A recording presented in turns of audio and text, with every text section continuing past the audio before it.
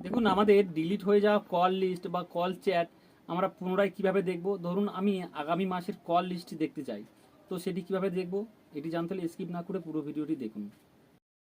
এর জন্য আমাদের মেসেজে ঢুকতে হবে। ঢোকার পর দেখুন চ্যাটে ক্লিক করতে হবে। ক্লিক করার পর এখানে টাইপ করতে হবে 121।